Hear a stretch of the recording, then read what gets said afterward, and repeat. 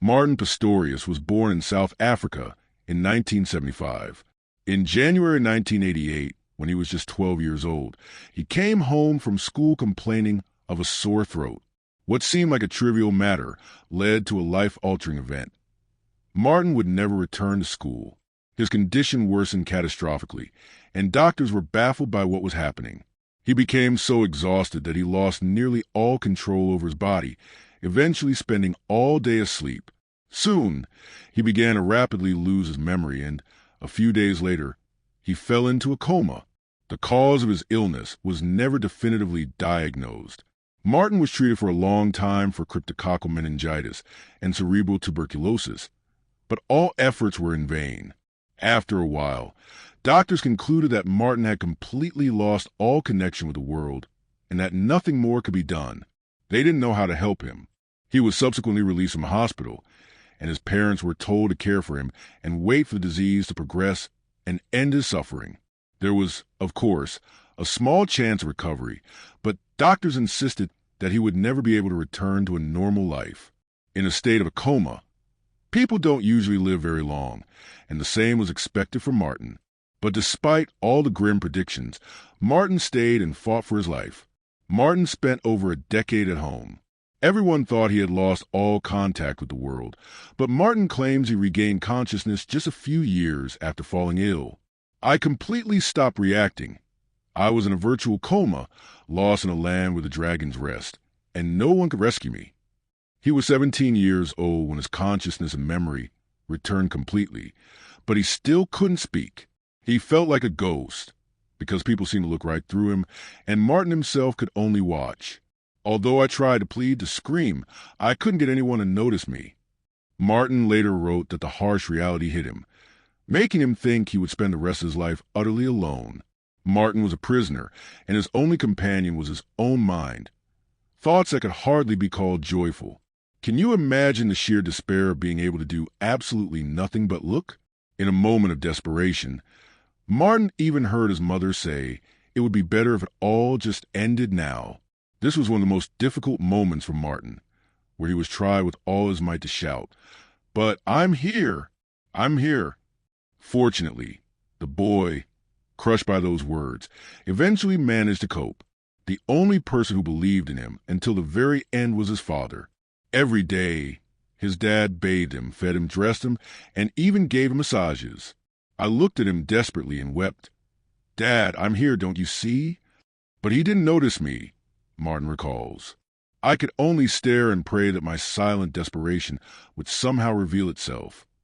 By continuously trying to communicate, he was training his brain, and one day, everything changed. When Martin was 25, one of the doctors working with him noticed his feeble attempts to show he was present. This significant, yet barely perceptible, movement was noted, and Martin's prayers were answered. He was urgently sent to a specialized center for alternative communication at the University of Pretoria, where he underwent various tests, which showed he was consciously learning and beginning to recover. His mother quit her job and spent the next 2 years helping to develop a special computer program that allowed Martin to communicate. He selects words, and the laptop speaks for him. "Hello, I would like to introduce myself. My name is Pistorius." He went on to complete his college education and even got a job as a designer at a web company. Long and challenging rehabilitation did its part, and he even regained proper facial expressions. In 2008, he met his sister's friend Joanna, and they married a year later, starting a happy life together in the UK. "I'm content with who I am," Martin says. Life can change so quickly that it's important to appreciate what you have in this moment. In 2011, his book, Ghost Boy, was published, in which he shared a story and all the experiences he went through while trapped in his own body. Martin urges everyone to treat each other with kindness, respect, and compassion. Never underestimate the power of the mind. Love, faith, and never stopping dreaming are what truly matter. As amazing as Martin's story is, he is not alone. In 2007, a Polish man named Jan Grzebski regained consciousness after spending 19 years in coma. Yes, friends, 19 years. In the 1980s, Jan, who was 46 at the time, worked as a railway switchman. He was seriously injured in an accident at work and was rushed to the hospital. Doctors gave his relatives the bad news. Besides the injuries, Jan had a brain tumor, and he soon fell into a coma. The outlook was grim. According to the doctor predictions, Grzycki wasn't expected to survive more than 3 years, but Jan's wife, Gertruda, refused to give up. Not only did she care for her husband every day, but she also constantly talked to him, sharing the latest news. It seemed like a senseless task, but Gertruda saw how Jan reacted to her words. However, she couldn't convince others who didn't want to see it.